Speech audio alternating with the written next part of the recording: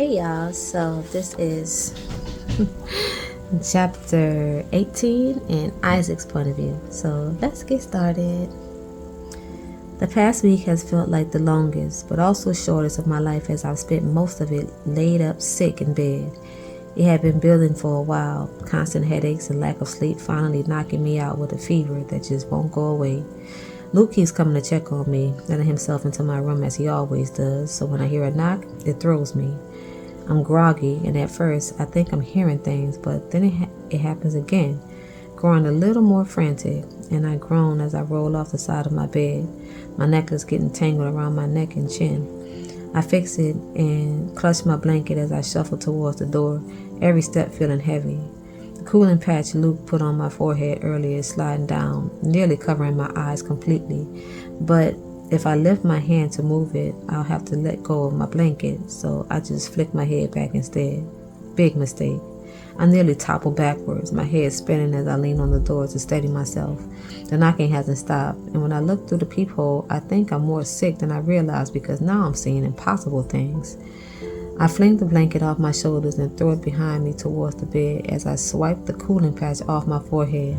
I open the bathroom door to look at myself in the mirror, and it is horrifying. I look like an absolute mess with dark circles under my eyes, red lines across my cheeks from where I've been sleeping a little too hard, and drool down the side of my mouth. I turn the tap on and quickly splash water on my face. Then I straighten up my hoodie, ensuring my necklace is tucked inside as I tug at the neckline and then the hem to sit better. I pull at the bottom of my sweatpants that rolled up my calves while I was sleeping, and I glanced at myself in the mirror again, deciding this is as human as I'm going to get right now. The knocking has stopped now, though, and I'm worried she's left when I hear my name being called. Relief floods through me at the sound of it, but then I remember her cards are still on my wall. I move as fast as I can without falling over to my board and carefully take them all down, placing them in the top drawer of my desk. I go back to the door, taking a deep breath before opening. Violet. Hi. The sight of her standing right outside my door is enough to have me feeling lightheaded again. I want to reach out and touch her just to make sure she's real and this isn't a fever dream. What are you doing here? I clear my throat, my voice hoarse from not being used for so long. She's standing with her hands behind her back, her long hair tied up with a light pink bow that matches the sweater she's wearing on top of dark jeans. She looks beautiful as always, and I don't even want to think about what she's seeing right now. You weren't in class yesterday, and I texted you, but you didn't reply. She pauses for a second before continuing. And I thought we weren't going to do that anymore. After our conversation last weekend, we started texting again. It's nowhere near how we used to before, but it's been enough to keep that little spark of hope alight in my chest. But when I started feeling sick, I completely neglected my phone. The light from it hurt my eyes and made my headaches feel worse, so I didn't even know she'd been texting me. Sorry, I haven't been feeling well, so I didn't check my phone. I know. I give her a puzzled look because I can't figure out how she would have found out. Izzy told me. She said she was going to come and see how you are, but I offered to go instead. The spark gets bigger. That's really kind of you, Violet. Thank you. I give her a small smile, holding back as much as I can so she can't see how elated that last sentence made me feel. She could have easily just left it at that, found out that I was sick, and let Izzy be the one to check on me. But she's here, and I'm so grateful for her. Honestly, she was a little too enthusiastic when I told her. She lets out a soft laugh, and I shake my head, making a mental note to have a word with Izzy later. I brought this for you. She brings her hands around from behind her back, holding a small jar with a spoon clipped to the side. It's Kheer. I just got back from home, and my mom made it. I usually have it when I'm not feeling too good, so I thought I'd bring you some. I start to wonder why she's already back if she went home, but all thoughts are clear from my mind when she holds the jar of rice pudding out to me. The warmth of it seeping into my fingertips as I take it from her. She must have heated it before bringing it to me, and I appreciate it so much. Our fingers brush when I take it from her. I don't think the heat of the jar or my fever is what's making me feel like I'm on fire right now. Do you want to come in? I stepped to the side, gesturing behind me. I don't know if it's bravery or stupidity that makes me ask her, but for now, I'll just blame it on being sick. I'll eat it now, and you can take the jar back. I know your mom will be expecting it next time you go home. I regret the comment as soon as I make it because that familiarity isn't completely back between us yet, so I shouldn't be mentioning anything like that. Yeah, sure. She enters my room, and it's only when I've shut the door behind her that I realize what's happening. Violet is in my room. We've never visited each other's room before, always choosing to take the less risky option and meet at our spot instead. I can't remember the last time I heard about anyone getting caught in someone's room, but we never wanted to risk it. I never really gave much thought to what it would be like to have her in my space like this, but now she's here and I don't ever want her to leave. I'm still standing by the door, watching her slowly walk towards my desk. She glances around my room, and I hope she's thinking about our past because I most definitely am.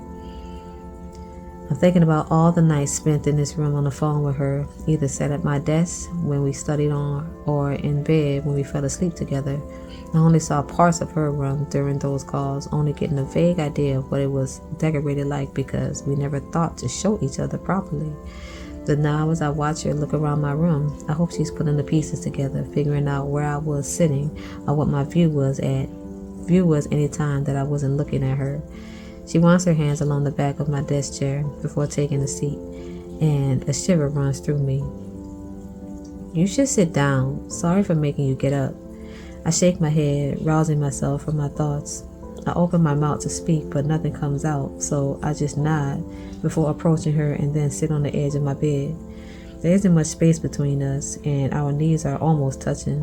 I have to stop myself from edging closer to her. Eat before it gets cold. She smiles at me, nodding her head towards the jar of Kir in my hand, and I pop it open, unclipping the spoon from the side.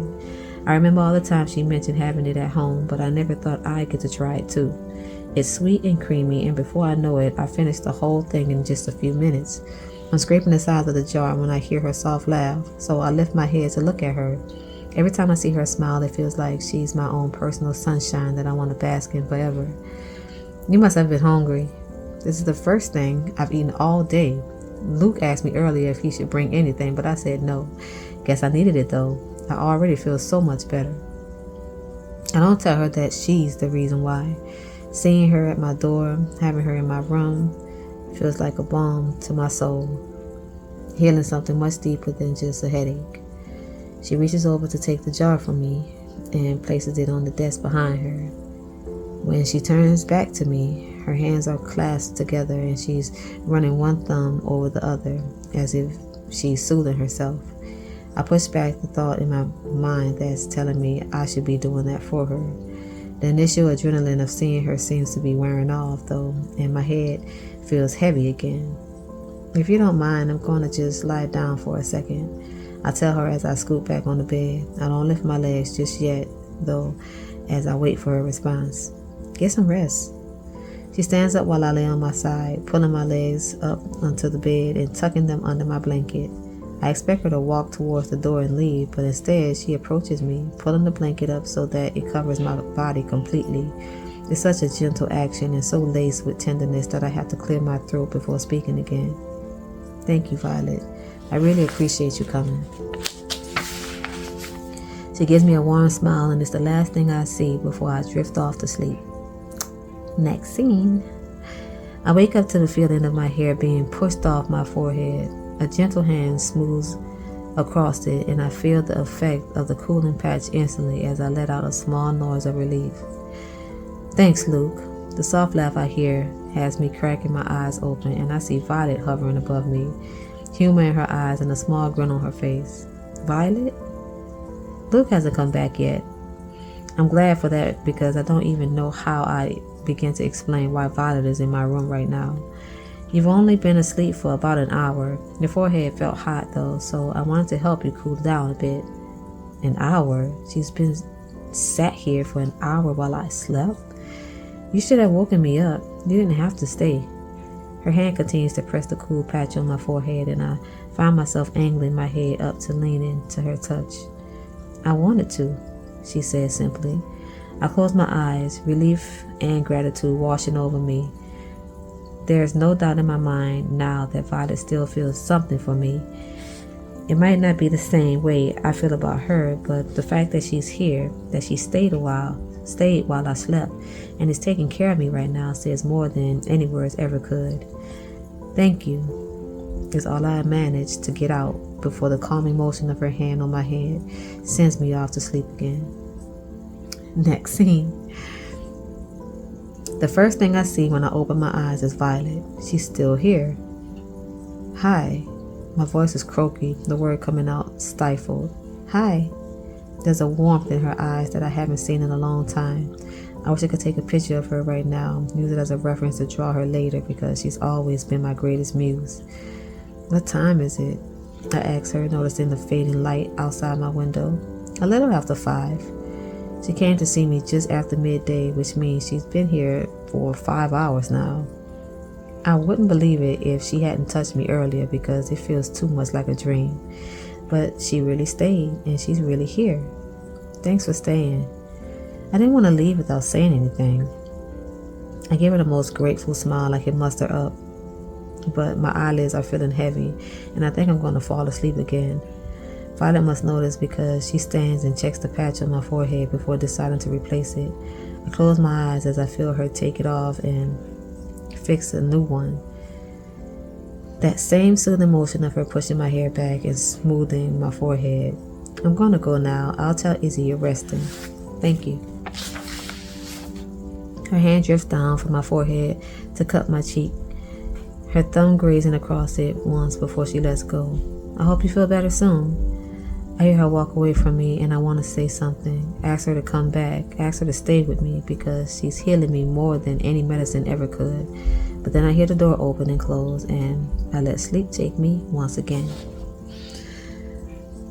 That's it for now. No, I'm not crying. That's it. There's no real action going on in here. There's no real passion. I need passion, but anyways, until next time, y'all. Good night.